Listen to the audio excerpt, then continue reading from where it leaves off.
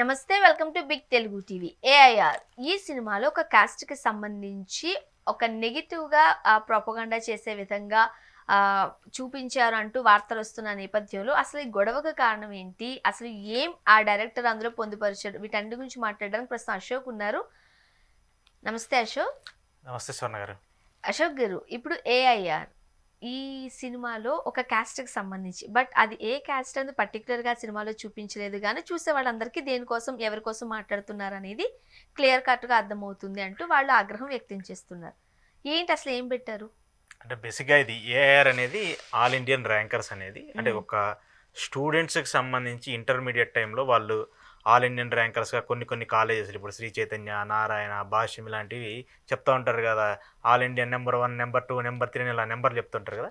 So అలా ర్యాంకర్స్కి సంబంధించి ఆ ఇంటర్మీడియట్ టైం పీరియడ్లో వాళ్ళ ఎడ్యుకేషన్ సిస్టమ్ ఎలా ఉంటుంది, టీచర్స్ వాళ్ళని ఎలా ట్రీట్ చేస్తారు, ఆ కాలేజ్ అట్మాస్ఫియర్ ఎలా ఉంటుంది, ప్రధానంగా ఆ కాలేజీలో అంటే ఆ యంగ్గా అంటే ఆ 11 years 11th స్టాండర్డ్ చదివేటువంటి టైం పీరియడ్లో ఆ పీపుల్ ఎలా ఉంటారు, వాళ్ళ జర్నీకి సంబంధించి ఈ యొక్క సినిమా అయితే తీయటం జరిగింది. ఇది ఈటీవీకి సంబంధించి ఈటీవీ విన్ అనే యాప్లో కూడా వాళ్ళు రిలీజ్ చేశారు. అది సక్సెస్ఫుల్గానే నడుస్తుంది, మంచి రెస్పాన్స్ వస్తుంది, పబ్లిక్గా కూడా అందరూ కూడా దాన్ని ఎంకరేజ్ చేస్తున్నారు. ఎందుకంటే ప్రతి ఒక్కళ్ళు కూడా 10th ఇంటర్ మినిమం డిగ్రీ వరకు చదువుంటారు కాబట్టి ఒకసారి ఆ సినిమా చూసినప్పుడు అరే మనం కూడా ఇలా ఉన్నాం కదా, మనం కూడా ఇలాంటి చిన్న చిన్న చిలిపి పనులు చేసాం కదా, మనం కూడా గోళ దూకటము, కాపీలు పెట్టడము, చిట్టీలు పెట్టడం ఇలాంటివి చేసాం కదా అనేటువంటి ఒక దాన్ని రీకాల్ చేసుకుంటూ ఉన్నారు.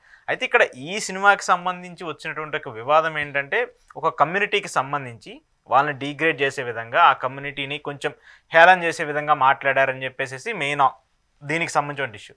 దీని మీద ఈ సామాజిక వర్గానికి సంబంధించిన వాళ్ళందరూ కూడా ఒక ప్రెస్ మీట్ పెట్టి దాని మీద క్లారిటీ ఇస్తూ వచ్చారు. ఒక సామాజిక వర్గాన్ని మీరు పర్టికులర్గా చాలాసార్లు జరుగుతూ వచ్చాయి ఇలాంటి అంశాలు, సో అది మంచి పద్ధతి కాదంటూ కూడా వాళ్ళు ఒక సీరియస్ వార్నింగ్ ఇచ్చారు. దాంతోపాటు ఎలా అయితే ఇప్పుడే కాదు ఈ యొక్క సినిమాకి సంబంధించి కావచ్చు, ఇంతకు ముందు కూడా ఎవరైతే మాట్లాడారో వాళ్ళందరికీ సంబంధించి మేము లీగల్గా కూడా చర్యలు తీసుకుంటామని చెప్పేసి కూడా కమ్మ సామాజిక వర్గానికి చెందినటువంటి కొంతమంది ఆ సామాజిక వర్గానికి సంబంధించి ఆర్గనైజేషన్కి సంబంధించిన పెద్దలు ఎవరైతే ఉంటారో వాళ్ళందరూ మాట్లాడుతూ వచ్చారు. సో అయితే ఆ సినిమాకి సంబంధించి మిగతా పార్ట్ మొత్తం యాజ్ యూజువల్గా సక్సెస్ఫుల్గా నడుస్తుంది, సినిమా అంతా బాగుంది. అశోక్ గారు, ఈ స్టూడెంట్స్కి సంబంధించి, కాలేజెస్కి సంబంధించి మనం డిఫరెంట్ జోనర్స్లో సినిమాలు చూసాం.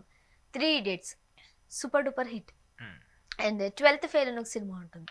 అంటే ప్రతి ఒక్క విద్యార్థి, ప్రతి తల్లిదండ్రులు చూడాల్సిన సినిమాలు ఇవి. బట్ ఏఐఆర్ విషయంలో కూడా అది దానికి సంబంధించిన టీజర్స్ రిలీజ్ అయినప్పుడు ఈ కోవకే ఉంటుందేమో అని అనుకున్నారు, కానీ సినిమా లోపలికి వెళ్ళాక అది ఎంటర్టైన్మెంట్గానే ఉండింది.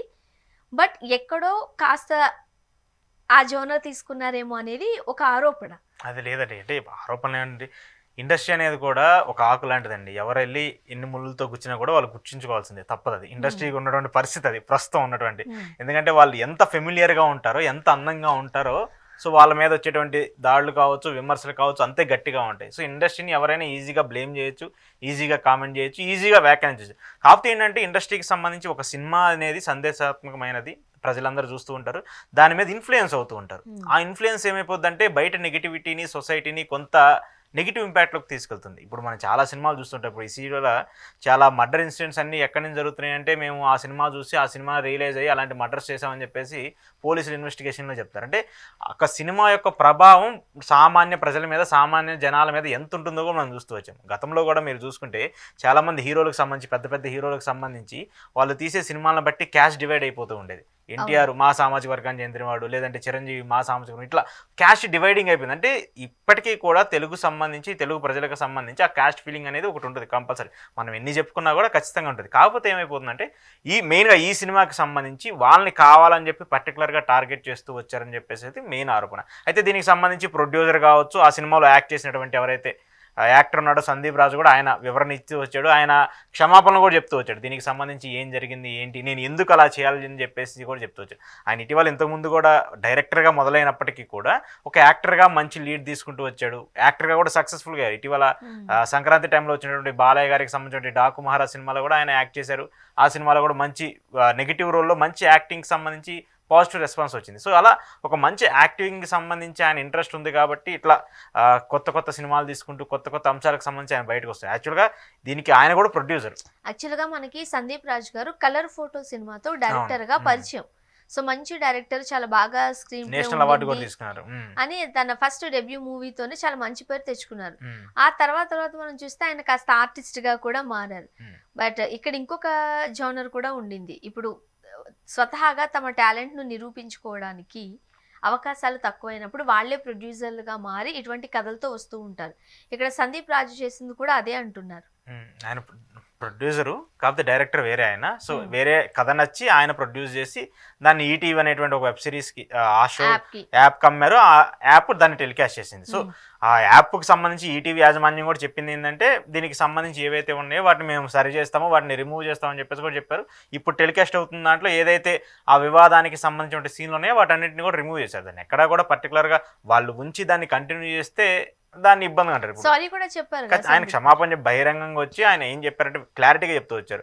నేను ఏదైతే యాక్టింగ్ మొదలు పెట్టానో గతంలో బాలకృష్ణ గారితో నటించినటువంటి సినిమాకి నేను యాక్టింగ్ మొదలు పెట్టినప్పుడు నాకు మంచి అప్రిసియేషన్స్ ఇచ్చారు. ఆ అప్రిసియేషన్స్తోనే నేను ఇలా యాక్టింగ్ కంటిన్యూ చేద్దామని చెప్పేసి స్టార్ట్ చేసుకుంటూ వచ్చాను. 2025 అనేటువంటి ఇయర్ నాకు మంచి స్టార్ట్ని ఇచ్చిందని చెప్పేసి ఆయన చెప్తూనే ఈ ఒక్క సినిమాకి సంబంధించి వచ్చినటువంటి ఏదైతే నెగిటివిటీ ఉందో దాన్ని నేను దృష్టిలో పెట్టుకుంటాను. ఇక నుంచి ఇలాంటి తప్పులు ఏమి చేయను.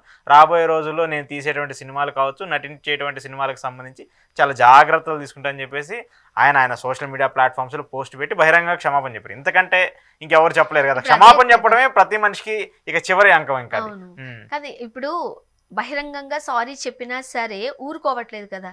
ఇంతకు ముందు మనం కాస్త వెనక్కి వెళ్ళినట్టయితే కొన్ని సినిమాలకు సంబంధించిన దర్శకులు కావచ్చు, హీరోలు కావచ్చు, పెద్ద వాళ్ళు అయినప్పుడు ఇలాంటివి జరిగాయి. బట్ అప్పుడు ఏదైనా సారీ చెప్తే దాన్ని క్షమించేసరి వదిలిపెట్టేస్తూ ఉంటారు.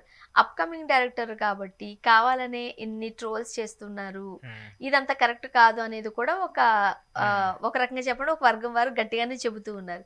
అయ్యుండే అవకాశాలు ఉన్నాయి. ఇప్పుడు ఏమైందంటే నేను ఇందాక చెప్పాను కదా, ఆకెళ్ళి ముళ్ళు మీద పడ్డా, ముళ్ళు ఆకు మీద పడ్డా, చిరిగేది ఆకే అన్నట్టే ఒక నెగిటివ్ వైబ్ వచ్చినప్పుడు అది సొసైటీ నుంచి ఖచ్చితంగా ఇండస్ట్రీకి ఇంపాక్ట్ ఉంటుంది. ఇలాంటి కొత్త దర్శకులు అంటారా, లేదంటే కొత్తగా వచ్చినటువంటి వ్యక్తులు అన్నారా, ఎవరైనా సరే వాళ్ళు కంపల్సరీ అది బేర్ చేయాల్సింది. ఎందుకంటే అది బేర్ చేయలేకపోతే ఏంటంటే మనం కంటిన్యూ అవ్వలేదు, మన జర్నీని కంటిన్యూ చేయాలి. అరే ఇదేంటి, నేను ఇలాంటి తీసి మంచిగానే చేశాను కానీ నా మీద ఎందుకు ఇలా నెగిటివిటీ స్ప్రెడ్ అవుతుందని చెప్పేసి వాళ్ళు ఆ మూడ్లో ఉండిపోతే నెక్స్ట్ సినిమాలు తెలియరు, మళ్ళీ బయటికి రాలేదు. ఇప్పటి నుంచే కాదు, గతంలో చాలాసార్లు కూడా చాలామంది స్టార్ హీరోలు అందరూ కూడా సినిమాలు తీసుకుంటూ వచ్చారు. వాళ్ళ మీద కూడా చాలా సంబంధించి మనం చూస్తూ వచ్చాము. ఎంతెందుకు మొన్న కన్నప్ప సినిమాకి సంబంధించి దాని మీద ఎన్ని వివాదాస్పద వ్యాఖ్యలు వచ్చాయి. చాలామంది కొంతమంది కోయ వాళ్ళందరూ కూడా ఆ సినిమాకి సంబంధించి నెగిటివ్గా చూపిస్తున్నారని చెప్పేసి డైరెక్ట్గా కన్నప్ప సినిమాని బ్యాన్ చేయాలని చెప్పేసి అన్నారు. బ్రాహ్మణులకు సంబంధించి వాళ్ళని నెగిటివిటీ చేస్తారని చెప్పేసి ఇలా ఈవెన్ పవన్ కళ్యాణ్ గారి హరిహర వీరమ్మలకు సంబంధించి కూడా అది కూడా కాంట్రవర్సీ నడుస్తుంది. ఆ కుటుంబానికి సంబంధించిన కొంతమంది వ్యక్తులు వారసత్వానికి సంబంధించిన వాళ్ళు కూడా కాంట్రవర్సీ చేస్తారు. సో కాకపోతే ఏంటంటే ఇలాంటి పాపులర్ అయిన సినిమాలు ఈ సినిమా ఫ్లాప్ అయింది అనుకోండి, ఎవరు పెద్దగా పట్టించుకునే వాళ్ళు కాదేమో. కానీ హిట్ అయినప్పుడు ఏమైపోద్ది అంటే ఆటోమేటిక్గా జనాల్లోకి ఒక అటెన్షన్ క్రియేట్ చేయడానికి, ఒక అటెన్షన్ డ్రా చేయడానికి జనాలు వస్తూ ఉంటారు. సామాజిక వర్గానికి సంబంధించి ఒకరు తప్పుగా అన్నారో మంచిగా అన్నారో ఆ సినిమాకి సంబంధించి ఆ కాస్ట్ అండ్ క్రూ అంతా కూడా బయటకు వచ్చింది, క్షమాపణ చెప్పింది, వాళ్ళు కూడా మాట్లాడారు, అపాలజీస్ చెప్పారు. ఆ సన్నివేశాలను తీసేస్తామని చెప్పేసారు. అట్లానే సన్నివేశాలను తీసేసి ఇప్పుడు ఏదైతే ఉందో అది సక్సెస్ఫుల్గా రన్ అవుతుంది కదా. రన్ అవుతుంది దాని మీద ఏదంటే చూసా, ఎవడో గెలిచిన తర్వాత వాడిని ఎంతమంది అయినా చప్పట్లు కొడతారు, గెలవక ముందు చప్పట్లు కొట్టిన వాళ్ళు గొప్పలు అన్నట్టు. సో గెలిచిన తర్వాత ఎవరు పొగడతలు అవసరం లేదు, అలా పొగిడే వాళ్ళందరూ కూడా విమర్శలుగానే మనం చూడాల్సిన పరిస్థితి. కానీ ఏదైనా వాళ్ళు సారీ చెప్పారు కాబట్టి ఇంకా పాపం ట్రోల్స్ ఆపేసి దానికి ఇంకా కొంతమంది ప్రేక్షకులు పెరిగితే, వీక్షకులు పెరిగితే బాగుంటది. అండ్ ఇలా అప్కమింగ్ వాళ్ళని ఎంకరేజ్ చేయడం కూడా ఖచ్చితంగా ఇండస్ట్రీకి చాలా మంచిది. ఎందుకంటే సోషల్ మీడియా ప్లాట్ఫామ్స్ కావచ్చు, ఇలాంటి ఓటీటీలు కావచ్చు, కొత్త వాళ్ళకి అవకాశం వస్తుంది. ప్రతి ఒక్కళ్ళు కూడా ఇండస్ట్రీకి వెళ్ళి 100 కోట్లు పెట్టో 50 కోట్లు పెట్టే సినిమాలు తీసే పరిస్థితి ఉంటుంది కదా. సో ఇప్పుడు ఈ ఓటీటీలు అని ఏమైపోయింది, కొత్త వాళ్ళకి మంచి అవకాశాలు ఇస్తుంది. ఒక 5 కోట్లు పెట్టి ఒక బడ్జెట్ పెట్టి ఒక సినిమా తీస్తే వాళ్ళు దాన్ని ఎంతో కొంత కొంటున్నారు, దాన్ని రిలీజ్ చేస్తున్నారు, జనాల్లోకి వెళ్తుంది. ఒకవేళ సక్సెస్ అయిపోతే మళ్ళీ వాళ్ళే ఇలాంటి డైరెక్టర్లతోనో ప్రొడ్యూషన్ హౌస్లతోనో టైప్ అయిపోయి మంచి సినిమాలు తీస్తున్నారు. సో ఇలాంటి హెల్తీ అట్మాస్ఫియర్ ఉంటే ఇండస్ట్రీ డెవలప్ అవుతుంది. ఇలాంటి ఓటీటీలు కూడా సక్సెస్ఫుల్గా రన్ అవుతాయి. కొత్త యాక్టర్లు, కొత్త నటినట్లు ఇండస్ట్రీకి పరిచయం అవకాశం ఉంటుంది. Thank you so much. Thank you అండి.